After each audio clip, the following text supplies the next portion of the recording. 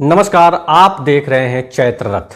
One nation one election सिर्फ चर्चा का विषय नहीं बल्कि भारत की जरूरत है। हर कुछ महीने में कहीं न कहीं चुनाव हो रहे हैं, इससे विकास कार्यों पर प्रभाव पड़ता है।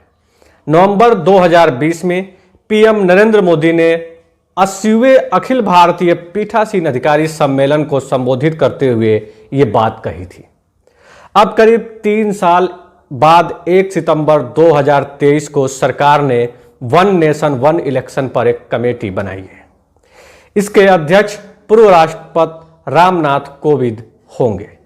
सुगबुगाहट है कि 18 से 22 सितंबर के विशेष सत्र में इस पर कोई बड़ा फैसला लिया जा सकता है। वन नेशन वन इलेक्शन क्या है?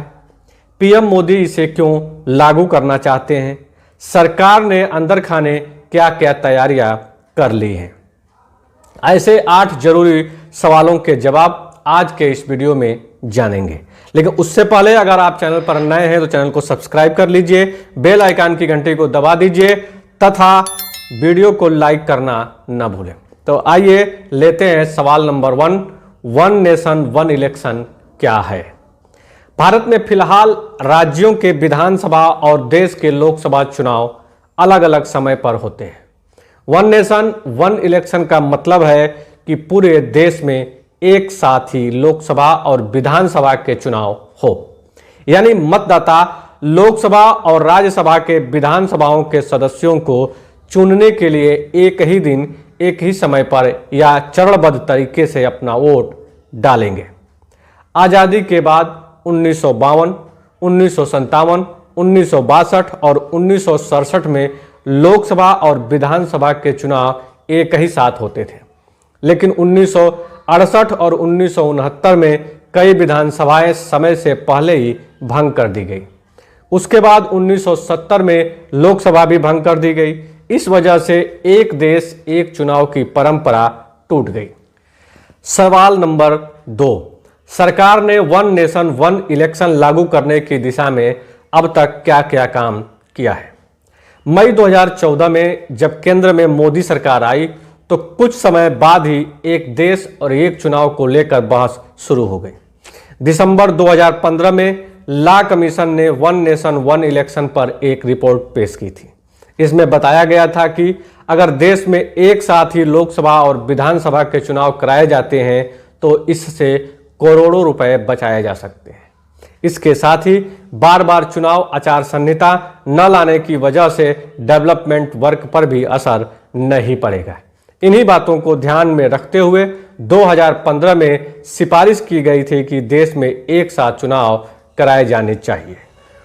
पीएम मोदी ने जून 2019 में पहली बार औपचारिक तौर पर सभी पार्टियों के साथ इस मसले पर विचार विमर्श के लिए बैठक बुलाई थी।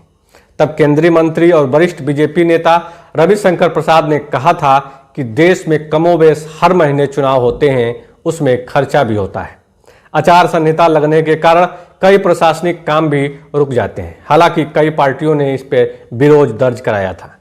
2020 में पीएम मोदी ने एक सम्मेलन में वन नेशन वन इलेक्शन की बात को जरूर बताया। अब 1 सितंबर 2023 को सरकार ने इस मसले पर एक कमेटी बनाने का फैसला किया है, जिसके अध्यक्ष होंगे पूर्व राष्ट्रपति रामनाथ कोविंद। ये कमेटी इस मसले पर सभी स्टेक होल्डर्स से राय लेगी और रिपोर्ट तैयार करेगी। सवाल नंबर 3, क्या देश में वन नेशन वन इलेक्शन कानून लागू करना संभव है? CSDS के प्रोफेसर संजय कुमार के मुताबिक वन नेशन वन इलेक्शन को लेकर 2 सिनेरियो है। संसद या तो कानून बना सकती है या इसके लिए 2/3 राज्यों की रजामंदी की जरूरत होगी। अगर बाकी राज्यों से सहमति लेने की जरूरत हुई तो ज्यादातर नॉन बीजेपी सरकारें इसका विरोध करेंगी।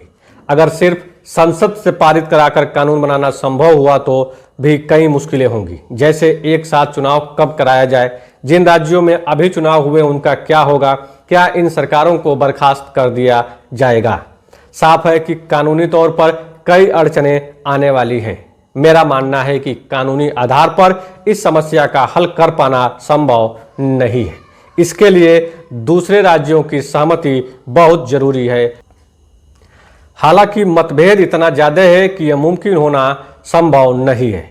पॉलिटिकल एक्सपर्ट विनोद निषाद के मुताबिक अभी तक जिन राज्यों में हाल ही में सरकार चुनी गई है वो इसका विरोध करेंगे। एक बात साफ है कि अगर सरकार ऐसा करेगी तो इस मामले का सुप्रीम कोर्ट में भी जाना तय है। सवाल number 4, one nation one election लागू करना मुश्किल है, इसके बावजूद सरकार क्यों लाना चाहती है? सरकार ने निश्चित तौर पर यह कैलकुलेशन किया होगा कि वन नेशन वन इलेक्शन को लागू करना कितना मुश्किल है। जैसे ही बीजेपी संसद में इसको लेकर बिल लाएगी, तमाम विपक्षी दल इसका विरोध करेंगे।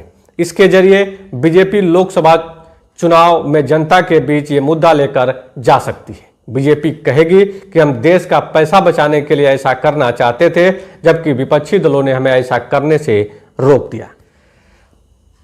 रशीद किदवई का कहना है कि पीएम मोदी जो काम करते हैं उसकी मंशा ये होती है कि ज्यादा से ज्यादा प्रचार हो। इसे ऐसे समझे कि संविधान के आर्टिकल 370 के खत्म होने से भले ही कश्मीर में कुछ बदला हो या न बदला हो, लेकिन देश में पीएम मोदी ने अपनी धाक जमा ली है। उन्होंने जनता में ये मैसेज दिया कि केंद्र सरकार ने काफी बड़ा काम कर दिखाया है। देश में बड़ी आबादी मध्यम वर्ग की है, उनको खर्चा बचाने की बात कहने से सरकार की लोकप्रियता बढ़ जाएगी। राशिद कहते हैं कि अगर केंद्र सरकार सही में इस दिशा में काम करना चाहती है तो उसे लोकसभा चुनाव के साथ उन राज्यों में चुनाव कराना चाहिए जहां बीजेपी की सरकार है और अगले 6 महीने में चुनाव होने हैं।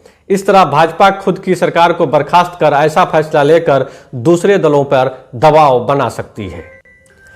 सवाल number 5, one nation one election के समर्थन में क्या क्या कहा जा रहा है? हर साल 5 से 6 राज्यों में चुनाव पड़ जाते हैं। वन नेशन वन इलेक्शन के समर्थकों का कहना है कि इससे विकास कार्यों में बाधा पड़ती है।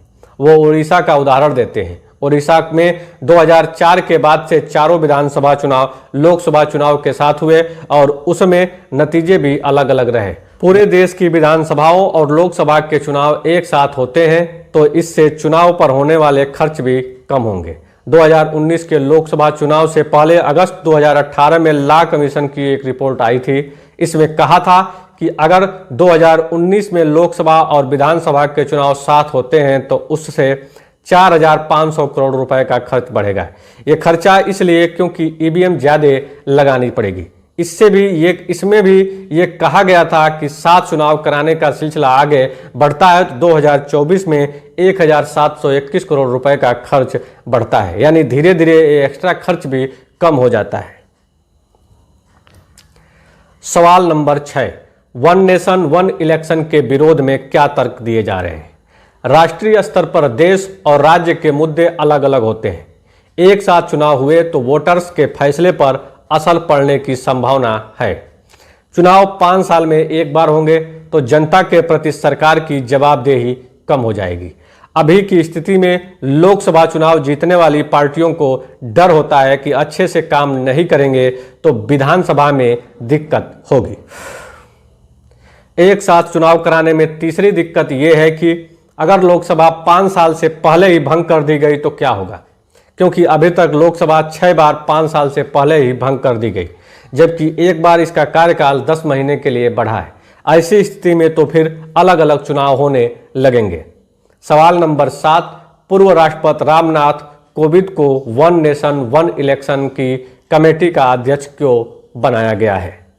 रामनाथ कोविंद 1 अक्टूबर 1945 को कानपुर की डेरापुर तहसील के परौंख गांव में जन्मे। 1977 में तब के पीएम रहे मोरारजी देसाई के पर्सनल सेक्रेटरी बने। 1978 में कोविंद सुप्रीम कोर्ट के वकील के तौर पर अपॉइंटमेंट हुए।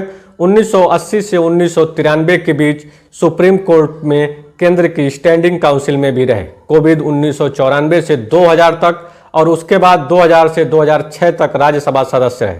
अगस्त 2015 में बिहार के गवर्नर अपॉइंटमेंट हुए। रामनाथ कोविंद बीजेपी का दलित चेहरा रहे हैं। वे दलित बीजेपी मोर्चा के अध्यक्ष भी रहे हैं। ऑल इंडिया कोली समाज के प्रेसिडेंट रहे हैं। कोविंद बीजेपी के नेशनल स्पोक पर्सन रह चुके हैं, लेकिन वे लाइमलाइट से इतने दूर रहते थे कि प्रवक्ता रहने के दौरान भी कभी विवादों में नहीं आए। रामनाथ कोविंद 25 जुलाई 2017 को भारत के राष्ट्रपति चुने गए और 5 साल का कार्यकाल पूरा किया। रामनाथ कोविंद की प्रोफाइल से पता लगता है कि उनके राजनीतिक और कानूनी दोनों की समझ है।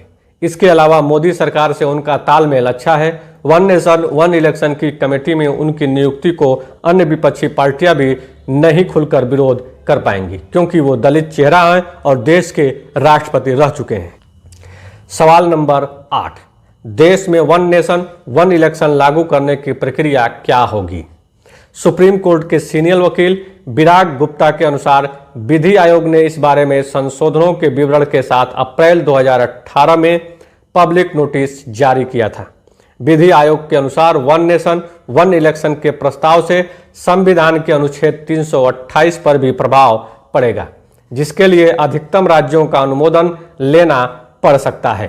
संविधान के अनुच्छेद 368(2) के अनुसार ऐसे संशोधन के लिए न्यूनतम 50% राज्यों के अनुमोदन की आवश्यकता होती है, लेकिन एक देश एक चुनाव के तहत हर राज्य की विधानसभा के अधिकार और कार्यक्षेत्र प्रभावित हो सकते हैं। इसलिए इस मामले में सभी राज्यों की विधानसभाओं से अनुमोदन लेने की जरूरत पड़ सकती है। इसके बाद जनप्रतिनिधित्व कानून समेत कई दूसरे कानून में संशोधन करने होंगे।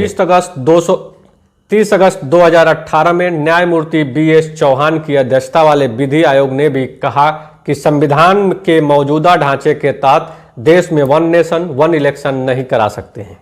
इसके लिए संविधान का जनप्रतिनिधित्व अधिनियम 1951 में बदलाव की आवश्यकता होगी। इसके अलावा लोकसभा व विधानसभाओं के संचालन के लिए बने नियमों में भी संशोधन की आवश्यकता होगी। तो दोस्तों ऐसे ही न्यूज से संबंधित इंटरेस्टिंग वीडियो पाने के लिए सब्सक्राइब कीजिए हमारे न्यूज चैनल चैत्र रथ को। तो मिलते हैं एक नए न्यूज के साथ, तब तक के लिए नमस्कार, जय हिंद, वंदे मातरम।